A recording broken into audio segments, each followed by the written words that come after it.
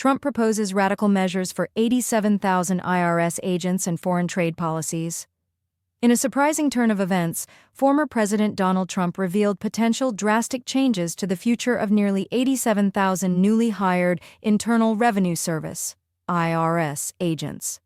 Speaking at the Circa Resort Casino in Las Vegas, Trump suggested that the new IRS agents could be reassigned to the U.S. southern border. This comes after a bold executive order issued by Trump, halting the hiring of federal employees and freezing funding for the Inflation Reduction Act, which originally allocated funds for the expanded IRS workforce. Trump's executive order, signed hours after taking office, mandates a temporary freeze on federal civilian hiring, with the aim to reassess the national interest in expanding federal agencies.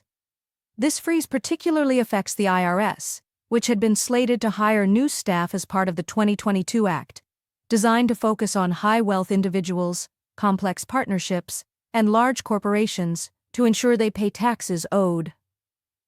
During his speech, Trump voiced his discontent with the IRS expansion, suggesting that the newly hired agents might be repurposed for border enforcement duties.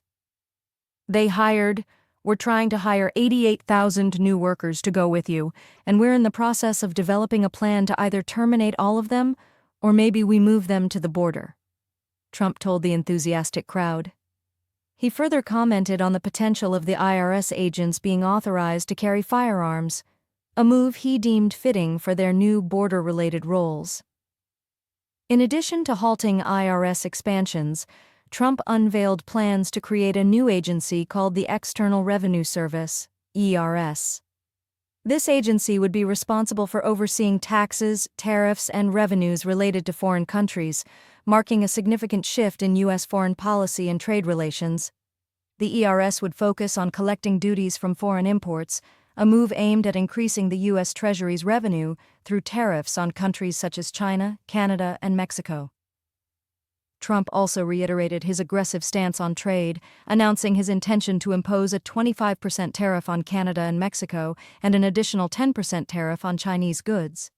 He emphasized the need for a more protectionist economic approach, stating, "Instead of taxing our citizens to enrich other countries, we will tariff and tax foreign countries to enrich our citizens." This strategy aims to bolster American workers and families by generating revenue from foreign sources. Trump's broader trade vision includes incentives for foreign companies to relocate their manufacturing operations to the U.S.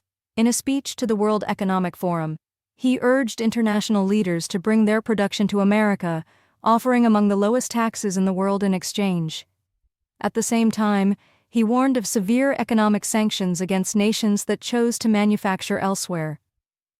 As part of his efforts to encourage foreign investment, Trump even proposed that Canada could become the 51st U.S. state to avoid economic sanctions, highlighting the aggressive stance he intends to take on trade. These proposed changes signal a dramatic shift in U.S. economic and immigration policies. The future of the IRS agents and the broader trade strategy will likely have far-reaching implications for both domestic and international economic relations.